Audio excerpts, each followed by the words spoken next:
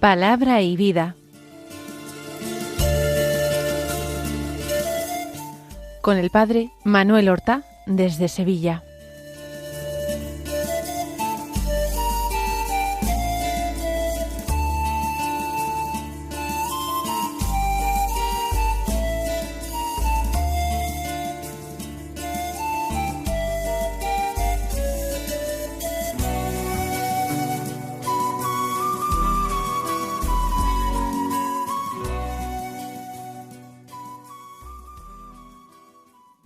En el nombre del Padre, y del Hijo, y del Espíritu Santo. Amén. Alabados sean Jesús y María. Muy buenos días, queridos amigos, oyentes de Radio María y seguidores del programa Palabra y Vida. Hoy es el Día del Señor. Es el domingo 11 del tiempo ordinario. Y este domingo 11 es día 18 de junio. El domingo es el día en que particularmente debemos estar atentos a la escucha de la palabra de Dios.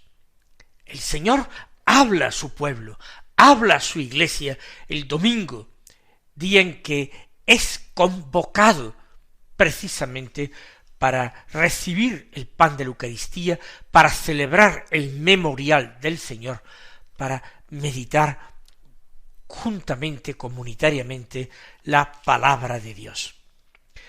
Este año 2023 pertenece al ciclo A de lecturas dominicales, en que se lee particularmente los domingos el Evangelio según San Mateo.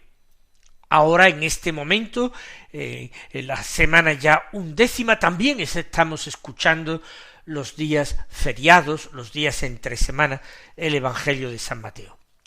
Pero hoy leemos en San Mateo del capítulo 9, versículo 36, hasta el capítulo 10, versículo 8, que dice así: En aquel tiempo, al ver Jesús a las muchedumbres, se compadecía de ellas, porque estaban extenuadas y abandonadas, como ovejas que no tienen pastor. Entonces dijo a sus discípulos: La mies es abundante, pero los trabajadores son pocos. Rogad pues al Señor de la mies que mande trabajadores a su mies.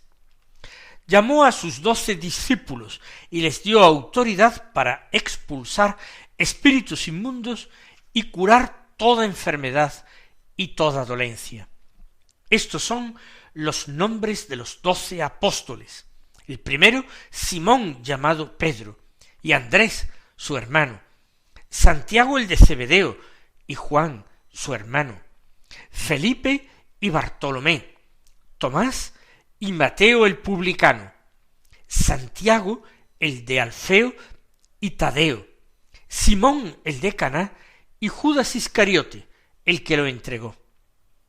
A estos 12 los envió Jesús con estas instrucciones: No vayáis a tierra de paganos, ni entréis en las ciudades de Samaria, sino id a las ovejas descarriadas de Israel. Id y proclamad que ha llegado el reino de los cielos. Curad enfermos, resucitad muertos, limpiad leprosos, arrojad demonios. Gratis habéis recibido, dad gratis. En el Evangelio que acabamos de proclamar podemos distinguir como 3 partes perfectamente concatenadas entre sí. La primera parte es esa contemplación de la multitud abandonada, hambrienta y sedienta de la palabra de Dios por parte de Jesús, que se compadece. La segunda parte es la llamada a los discípulos y particularmente la constitución del grupo de los 12. Y la tercera parte, el envío precisamente de estos discípulos, de los 12 apóstoles, el envío misionero con las instrucciones que deben observar mientras van en misión. Detengámonos en la primera parte. Jesús ve a las muchedumbres y se compadece de ellas. ¿Por qué esta compasión? ¿Por la pobreza de estas personas? Sí, sin lugar a dudas, pero no pensemos que simplemente por una pobreza material. Quizás no todos los que se arremolinaban en torno a él eran materialmente pobres, quizás no todos lo eran, pero todos tenían grandes carencias. El tiempo había pasado, el Mesías no había llegado, las autoridades religiosas prácticamente perdían la esperanza y habían convertido la religión en algo tremendamente formalista y legal. Se había vaciado el contenido de esa alianza que Dios había concertado con su pueblo en el desierto del Sinaí. Y la gente entonces no tiene horizontes de esperanza. Se le propone un cumplimiento exacto y minucioso de la ley. Pero el Señor encuentra la desesperación en las miradas de aquellas gentes, porque no se sienten capaces para cumplir perfectamente la ley. No se sienten con fuerzas, les falta gracia y ayuda, y nada les ayuda en esta tarea titánica del cumplimiento de la ley. Si miran hacia atrás, el ejemplo de sus padres y antepasados es el mismo, una constante infidelidad que ha llevado al pueblo de Israel a sufrir continuas calamidades de todo tipo. Por supuesto, ya 5 o 6 siglos antes de Cristo, a perder su independencia política y vivir siempre sometidos a un poder extranjero, a sentirse ellos mismos, el pueblo de Israel, unido en el desierto, dividido profundamente en 2 reinos. El pueblo que ve cómo la monarquía cae y era uno de los pilares de unidad del pueblo, cómo el templo de Jerusalén es destruido, arrasado, y era uno de los pilares de su religiosidad. Cierto que había sido reconstruido poco antes de Jesús por Herodes el Grande, pero ese nuevo templo, que tenía evidentemente gran magnificencia, sin embargo se había convertido, en palabras de Jesús, en una verdadera cueva de ladrones, y había dejado de ser casa de oración para Dios. Por tanto, los pilares fundamentales han ido cayendo, y la interpretación que se le daba a la ley por los profetas no tiene nada que ver con la interpretación que le dan a la ley los escribas, y particularmente esos escribas fariseos de tiempos de Jesús, que son mayoritarios, que son la mayoría. Con razón podemos decir que esas muchedumbres eran de pobres gentes para quienes se había encendido una pequeña lucecita de esperanza, la venida de Jesús, precedida por esa predicación y el bautismo de Juan. Había supuesto una llamada fuerte, porque había muchas gentes que sentían nostalgia de Dios, que se sentían verdaderamente abandonados por Dios, ese Dios de misericordia y piedad que había intervenido tantas veces en la historia de Israel, enviando profetas, enviando jefes, enviando salvadores. Se había encendido esa pequeña luz, y tras la forma desastrosa en que había terminado Juan y ese movimiento baptista que se había encendido con esperanza. Es Jesús quien toma el relevo con mucha más fuerza y poder que Juan, haciendo milagros que ninguno había visto realizar a Juan y pronunciando palabras llenas de gracia que admiraban a todos, incluso a sus enemigos. Y Jesús los contempla cuando se afanan por seguirle, por escucharle, por acercarse a él, por tocar sus vestidos. Como a veces se olvidan hasta del alimento corporal, como aquella vez junto al mar de Tiberíades. Se olvidan del sustento solo por escuchar a Jesús y pasan el día entero con él. Pero son muchedumbres que están extenuadas y abandonadas. Dice el evangelista, como ovejas que no tienen pastor. Y es cierto, porque el pastor de Israel es Yahvé, es Dios, así lo había dicho el mismo Dios por boca de los profetas. Pero Dios había pastoreado a su pueblo a través de personas, primero de Moisés, después de Josué, después había pastoreado a su pueblo por los jueces, más tarde a través de los reyes, y cuando los reyes habían empezado a flaquear y a apostatar a través de los profetas, esos personajes carismáticos que herían al pueblo para curarlo precisamente de sus infidelidades y anunciarles castigos, pero también esperanza. Eran ovejas que en ese momento no tenían pastor, no hay rey. Quien gobierna en el norte es un indigno heredero de una parte de la corona de David, pero muy lejos de ser el sucesor de David. En Judea ya son los romanos quienes ejercen directamente el poder a través de un procurador.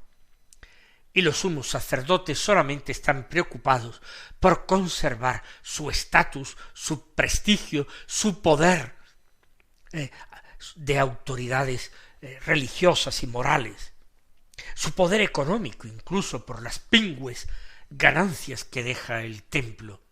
No tienen pastor. Y he aquí que en medio de su pueblo está ya el pastor prometido, el hijo de David, el que reinará sobre la casa de Jacob para siempre, aquel cuyo reino no tendría fin jamás, según anunció el ángel Gabriel a María Santísima en el momento de la anunciación. El buen pastor ya está en medio, y por eso el buen pastor se compadece profundamente de sus ovejas. Y dice a los discípulos van a ser los verdaderos ayudantes, aquellos hombres a través de los cuales Dios va a pastorear a su pueblo. Les dice a los suyos, a su círculo inmediato, la mies es abundante, pero los trabajadores son pocos. Efectivamente se extienden grandes campos sembrados, con mieses que ya están doradas, que están preparadas para la siega, pero son tan pocos los trabajadores.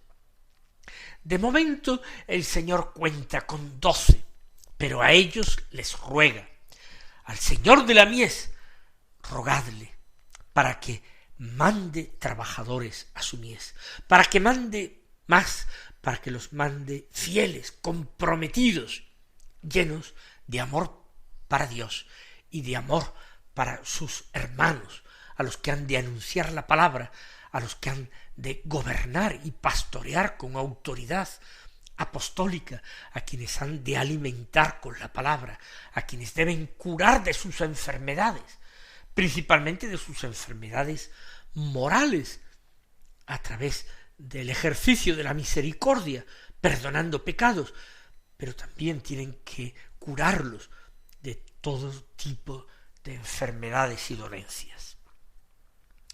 Esta es la primera parte del Evangelio. La segunda parte contiene, como hemos dicho, la llamada a los apóstoles. Dice San Mateo que llamó a 12 discípulos y les dio autoridad para expulsar espíritus inmundos y curar toda enfermedad y toda dolencia. Llama a 12, y no hubiera sido mejor llamar a un grupo más grande. Nosotros siempre estamos seducidos por los números. No, en primer lugar era importante escoger y partir de un número reducido. En primer lugar, para poder acompañar a Jesús y ser testigos de primera fila de todos los prodigios del Señor, de sus curaciones, de sus milagros, pero también testigos de las enseñanzas del Señor. Era preciso un grupo pequeño que pudiera ser formado por Jesús. Y además el número 12 era un número simbólico. Jesús está poniendo los cimientos, poniendo las bases de un nuevo pueblo de Dios. Un pueblo que no va a estar circunscrito por la sangre, por la pertenencia a un grupo étnico, a una raza, un pueblo de los muchos que habitan la tierra. No, ese pueblo va a venir configurado por la aceptación de una misma fe. Es el nuevo pueblo de Dios al cual se pertenece, dando la obediencia de la fe a la palabra de Dios. Dicho lo cual, una vez constituido este grupo de 12, el Señor les confiere autoridad para dos cosas. En primer lugar, les dice expulsar espíritus inmundos, es decir, echar a Satanás de todos los lugares donde Satanás, la antigua serpiente, se ha ido instalando para controlar, dominar y esclavizar a los hombres, llevándolos por un camino de perdición. Y en segundo lugar, para curar toda enfermedad y toda dolencia. Enfermedades y dolencias que han entrado en nuestro mundo no por creación de Dios, sino por culpa del pecado de los hombres. Toda enfermedad, ya hemos dicho, del cuerpo y del alma, toda dolencia igualmente del cuerpo y del alma. Escoge a los 12 y les da esta extraordinaria autoridad. Y Mateo, que es uno de los 12, se convierte en notario que da fe de este hecho y de quiénes son los 12. Estos son los nombres de los 12 apóstoles. Simón, llamado Pedro, y Andrés su hermano. Ya los conocemos desde el comienzo, desde aquella visita que hizo Jesús a Judea, a esa región del Jordán para ser bautizado por su primo, su pariente Juan. Allí estaban Andrés y Simón, que eran pescadores, no en Judea, sino en Galilea, en el mar de Tiberíades, pero habían ido allí seguramente para bautizarse, y de Andrés dice el Evangelio explícitamente que era discípulo de Juan Bautista. Simón y Andrés. Andrés, que fue junto con Juan el primer llamado del Señor, y su hermano, a quien Andrés llevó hasta el Mesías, es decir, hasta Jesús. Después viene el otro par de hermanos que conocen a Jesús igualmente desde los días en que Juan bautizaba en el Jordán, también pescadores en el lago de Tiberíades. Han ido lejos para recibir el bautismo de Juan, pero han sido encontrados con Jesús. Juan probablemente es el compañero anónimo de Andrés, primeros en seguir a Jesús, enviados por el Bautista, que al pasar el Señor dice en voz alta: ese es el Cordero de Dios que quita el pecado del mundo. Y Andrés y Juan lo escucharon y siguieron a Jesús, y con toda certeza atrajeron a sus hermanos al seguimiento. Y Felipe y Bartolomé, tan cercanos a Jesús, Felipe, fiel, el que lleva precisamente a Bartolomé a Jesús, a quien Jesús, junto al lago, ante la multitud hambrienta, le hace esa pregunta: ¿de dónde vamos a sacar para dar de comer a esta multitud tan grande? Y Jesús lo dice para probarle. Y Bartolomé, quizás ese Natanael, nombre que le da Juan en el cuarto evangelio. Y Tomás y Mateo. Tomás, como Bartolomé, son autores de grandes confesiones de fe. Bartolomé dijo a Jesús, al ser llamado: Rabí, tú eres el Hijo de Dios, tú eres el Rey de Israel. Tomás le dijo: Señor mío y Dios mío. Y Mateo es el autor del Evangelio de estas palabras escritas, pero él añade Mateo el publicano para recordar sus humildes e indignos orígenes, publicano y a pesar de todo llamado por Jesús. Y Santiago el de Alfeo y Tadeo, de quienes sabemos menos, pero ciertamente ambos probablemente eran parientes del Señor, primos del Señor. Y Simón el de Caná, y de este todavía sabemos menos, solamente su procedencia de Caná, donde el Señor había realizado su primer signo, y Judas Iscariote, del que se afirma lacónicamente el que lo entregó. El Señor quiso también contar con él, aunque él, indigno como los demás, no supiera acoger la gracia de la llamada, la indignidad y el pecado en la realización de su misión, y no llegar al arrepentimiento y a la confianza en la misericordia. Y viene a continuación el envío. A estos 12 los envió Jesús con instrucciones. En primer lugar, les manda el ámbito de su misión. Todavía, momento que no han recibido el Espíritu Santo, todavía no es el momento de ir al mundo, a las naciones paganas.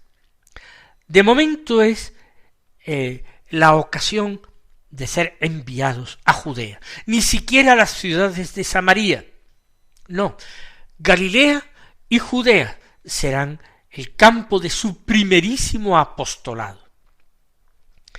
Y allí tienen que dirigirse a las ovejas descarriadas de Israel, es decir, a todos los hombres que de alguna manera están necesitados de salvación, y tienen que proclamar que el reino está ya allí, en medio de ellos, ha llegado, porque el reino es Jesús, es su persona, es su misión salvadora. ¿Y cómo han de desempeñar esta misión? Utilizando el poder que les ha dado Jesús. Curad enfermos, resucitad muertos, limpiad leprosos y arrojad demonios. Recordando: gratis habéis recibido, dad gratis, para que se alejen de cualquier tentación de instrumentalizar este poder en provecho propio. Mis queridos hermanos, que el Señor os colme de sus bendiciones en este día santo y esta mañana, si Dios quiere.